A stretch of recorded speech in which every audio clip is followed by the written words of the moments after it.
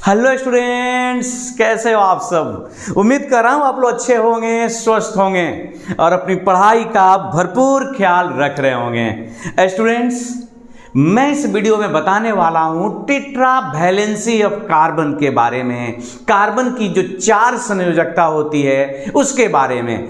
तो स्टूडेंट्स, आइए शुरुआत करते हैं एक बेहतरीन वीडियो का। ये बताइए कि जब मैं बोला मेथेन तो आपके दिमाग में क्या चल रहा है? CH4। हमने बोला फिर से मेथेन, आपके दिमाग में फिर से चला CH4, लेकिन हम कह रहे हैं कि मेथेन का सूत्र CH4 नहीं होता, बल्कि सूत्र होता है CH2। आप बोलेंगे कि नहीं CH4 होता है, मैं बोलूंगा कि नहीं मेथेन का सूत्र CH2 होता है। तो फिर आप बोलेंगे नहीं भाई CH4 होता है, हमने पढ़ा है बचपन से, तो मैं कह तो रहा हूं कि CH2 होता है। तो मैं आपसे एक बात पूछूंगा, तो ठीक है, आप कैसे कहेंगे? आप प्रमाणित करके दिखाइए कि मेथेन का सूत्र जो है वो CH4 है। मुझे पता है, तब आपके दिमाग में एक सवाल चला, तब आप प्रमाणित करके दिखाइए कि मेथेन का सूत्र जो है CH2 होता है। तो इस वीडियो में हम लोग समझेंगे सब कुछ कि मेथेन का सूत्र होना चाहिए था CH2। मैं बता रहा हूं दोस्त, ये याद रखिए आप, मेथेन का सूत्र CH2 ही होना चाहिए था, लेकिन होता CH4 है। ऐसा क्यों है? इस कहानी को आइए समझते हैं पूरे जड़ से। सबसे पहले बात करेंगे कि जो वैलेंसी है वो क्या है। तो इसके बारे में एक सिंपल सा डेफिनेशन है कि आप कोई एलिमेंट ले लें, कोई भी एलिमेंट ले लें, हमारी बात कार्बन की चले तो हम कार्बन लेंगे, और इसका आप इलेक्ट्रॉनिक कॉन्फ़िगरेशन लिखिए। तो 1s2, 2s2 और 2p2। फिर उसके बाद देखिए उसमें अनपेयर इलेक्ट्रॉन कितने हैं। अनपेयर इलेक्ट्रॉन दोस्त समझ रहे हो? जरा देखो इधर, ये एक इलेक्ट्रॉन है अनपेयर, आइए 2 हो गया, क्या हो गया? पेयर। अगर मान लो कि हमने 1 2 3 ऐसे लिया, p ऑर्बिटल है, तो अनपेयर इलेक्ट्रॉन कितने हैं? 1। अनपेयर कितने हुए? 2। अनपेयर कितने हैं? 3। अच्छा अब बताओ अनपेयर कितने हुए? 2। अब 2 ही बचे ना। अब अनपेयर कितने हैं? 1। अब अनपेयर कितने हैं? 1 भी नहीं, क्योंकि सारे इलेक्ट्रॉन पेयर हो चुके हैं। आप कहेंगे सर ये बात आगे बढ़ाइए, आप ये बताइए कि कैसे जो है CH2 होना चाहिए। तो आजा देख लो मेरे भाई, आ जाओ। ये देखो 1s2, 2s2, हम यहां से शुरुआत करते हैं। S में 1 ऑर्बिटल होता है और P में होते हैं ऑर्बिटल 3 होते हैं। ये तो आप जानते हो ना बचपन से। अच्छा दोस्त बताओ इसमें कितने इलेक्ट्रॉन हैं? 2। इस तो 2 इलेक्ट्रॉन भर गया। इसमें कितने हैं? 3। ये हो px py pz, आपको पता है ना। ये px हुआ, अगर ये py हुआ तो एक pz हो गया, इस तरह से। तो इसमें इलेक्ट्रॉन है 1 और यहां पर इलेक्ट्रॉन है 1 2। तो अब जरा देखिए, तो बताइए तो अनपेयर इलेक्ट्रॉन कितने हुए? आप बोलिए, हाँ जी बोलिए। आप तो अभी तक बड़ी बोल रहे थे। अनपेयर इलेक्ट्रॉन हो गया 2। अरे भाई, तो अनपेयर इलेक्ट्रॉन जो हो गया वही ना वैलेंसी है। वो आने पर इलेक्ट्रॉन ना बंधन में भाग लेता है, पेयर इलेक्ट्रॉन थोड़ी ना भाग लेगा। इसका मतलब कि कार्बन के 2 इलेक्ट्रॉन बंधन में भाग लेंगे, तो इसका मतलब इसकी तो वैलेंसी कितनी होनी चाहिए? अतः कार्बन की वैलेंसी 2 होनी चाहिए, 2 होनी चाहिए। मतलब इसका तो अर्थ हुआ कि carbon should be divalent, carbon को द्विसंयोजी होना चाहिए ना। अतः कार्बन शुड बी डाइवैलेंट। इसका वैलेंसी कितनी होनी चाहिए? 2। अगर कार्बन की वैलेंसी भाई साहब 2 हुई तो हम जो बोल रहे थे चिल्ला चिल्ला के, तो कार्बन की वैलेंसी 2 हो गई, हाइड्रोजन की वैलेंसी 1, तो मेथेन का सूत्र, इसलिए मेथेन का फार्मूला, केमिकल फार्मूला CH2 होना चाहिए था, होना चाहिए था। लेकिन आप जानते हो कि मेथेन का सूत्र, माने कार्बन, ऐसा दुनिया में एक भी यौगिक नहीं है जिसमें उसने दिखाया हो कि कार्बन की वैलेंसी 2। पूरा जड़ से बात समझिए। ये जो डेफिनेशन कह रहा है, ये जो इलेक्ट्रॉनिक विन्यास से हमने जो कंक्लूजन निकाला, वो कंक्लूजन आपसे ये कह रहा है कि कार्बन के अंतिम कक्षा में 2 अनपेयर इलेक्ट्रॉन हैं। रूल कहता है कि जो अनपेयर इलेक्ट्रॉन होंगे वो बंधन में भाग लेंगे। मतलब कार्बन के 2 इलेक्ट्रॉन को बंधन में भाग लेना चाहिए था। अगर कार्बन के 2 इलेक्ट्रॉन बंधन में भाग लेता तो मीथेन का सूत्र होता है CH2, लेकिन दुनिया में कहीं पर भी मीथेन का सूत्र CH2 नहीं होता है बल्कि CH4 होता है। तो CH4 ये क्या बता रहा है कि मीथेन का जो वैलेंसी है, माने अंतिम कक्षा में जो अनपेयर इलेक्ट्रॉन है वो कितने हैं? 4 हैं। इसका यही मतलब हुआ। तो 4 कहां से वैलेंसी आया भाई? सवाल तो यही है। दुनिया में एक भी ऐसा कार्बन का यौगिक नहीं है जिस यौगिक में कार्बन की वैलेंसी 2 हो।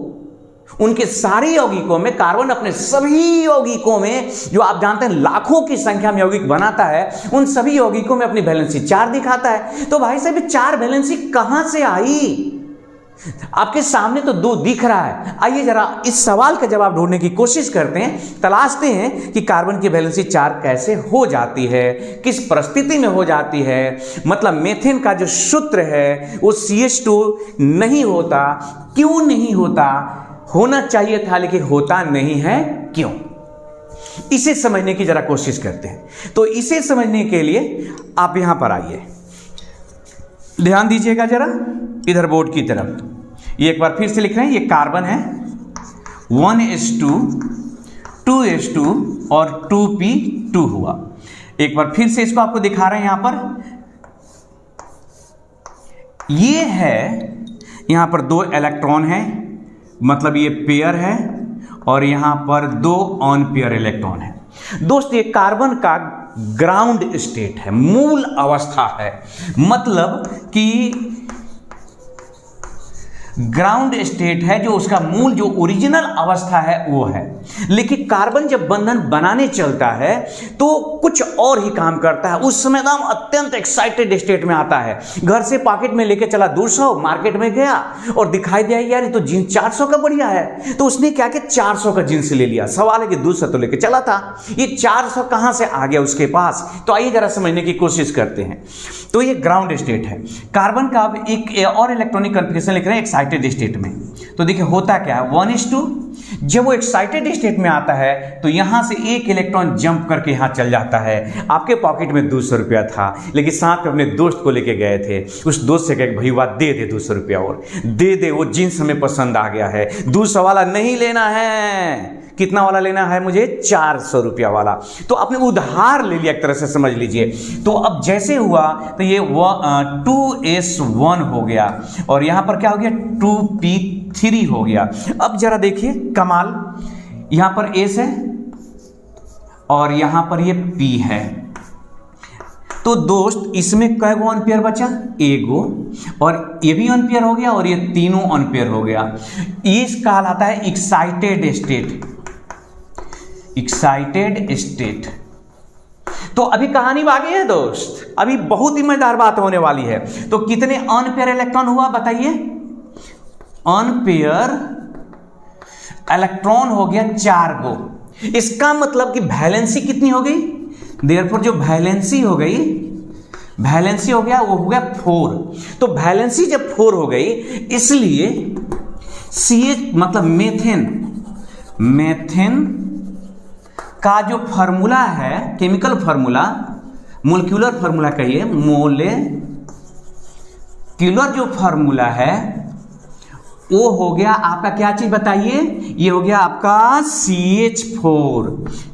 अब सवाल है यहां पर मूल कि अब आपसे कोई बात करे और कहे कि बताइए कि कार्बन जब वो बंधन बनाता है, यौगिक बनाता है, तो ग्राउंड स्टेट में बॉन्ड बनाता है कि एक्साइटेड स्टेट में? तो आप धड़ल्ले से बोलेंगे कि भाई साहब वो एक्साइटेड स्टेट में बंधन बनाता है। चलो ठीक है, एक्साइटेड स्टेट में बंधन बनाता है, ये भी क्लियर हुआ। फिर सवाल पूछा जाएगा, एक हाइपोथेटिकल सवाल, एक काल्पनिक सवाल, कि यदि कार्बन ग्राउंड स्टेट में बंधन बनाता तब उस कंडीशन में मेथेन का फार्मूला क्या होता? तो CH2 होता। ग्राउंड स्टेट में बंधन बनाता तो उसका फार्मूला CH2 होता। सवाल होता है ग्राउंड स्टेट में उसकी जो वैलेंसी होती है वो होती है 2, लेकिन जब वो बॉन्ड बनाने चलता है तो एक्साइटेड स्टेट में आता है, और एक्साइटेड स्टेट में जैसे आता है उसमें अनपेयर इलेक्ट्रॉन हो जाते हैं 4। कैसे हो जाते हैं? तो कहेंगे कि 2s ऑर्बिटल का एक इलेक्ट्रॉन जंप करता है, एकदम छलांग मार देता है और चला जाता है कहां पर? 2p ऑर्बिटल में। तो ये दो में से ये भी वो खाली हो गया, एक हो गया, और 2p जो था वो 3 हो गया, बस ये भी अनपेयर हो गया और ये भी अनपेयर, कुल मिला के 4 गो अनपेयर इलेक्ट्रॉन हो गया। तो 4 अनपेयर इलेक्ट्रॉन होने का मतलब ये कार्बन जो वैलेंसी हो गया उसकी क्या है, टेट्रा हो गई, 4 वैलेंसी हो गई, अतः वह मीथेन का सूत्र हो गया CH4। चलिए बात यहां खत्म हो गई। अब आते हैं कि यार ये एक्साइटेड स्टेट में आता कैसे है, तो यह भी याद रखिएगा। क्वेश्चन है कि क्या कार्बन को एक्साइटेड स्टेट में आने के लिए बाहर से ऊर्जा देने की जरूरत पड़ती है क्या?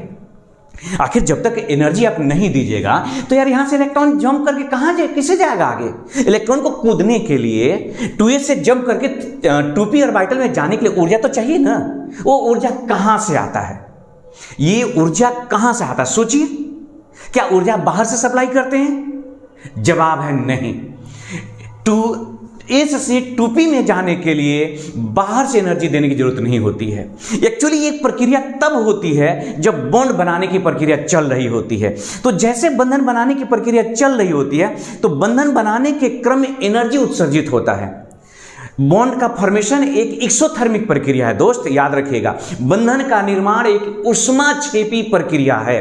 तो जो ऊष्मा का उत्सर्जन होता है उसी ऊष्मा से इलेक्ट्रॉन जंप करके 2s से 2p में चला जाता है। इसका मतलब ऐसे समझिए, कल्पना करिए, ये हालांकि मेरे आदर्श के खिलाफ मैं बात बोल रहा हूं। एक A है और एक B है। A एक लड़का है, ये वह है, ठीक है, और एक लड़की है। ये शादी होनी है, इसके पास 500 रुपया है, ठीक है। कितना है भाई? 500 है, मात्र बड़ा गरीबी में शादी हो रहा है। और जब ये शादी करने चला तो मालूम चला शादी में इसने 700 रुपया खर्च कर दिया और किसी से उधार भी नहीं लिया, किसी से उधार भी नहीं लिया। तो हुआ क्या कि जब ये शादी ब्याह के लिए जब करीब आ रहे थे तो इसने दहेज का डिमांड किया कि भाई कुछ तो दहेज दे दो। तो 500 तो अपना था, 200 रुपये उसको दहेज मिला, वो भी नाच बाजा में उड़वा दिया। तो कुल मिलाकर के कहीं किसी से उधार नहीं लिया, 500 अपना था, 700 खर्च कर दिया।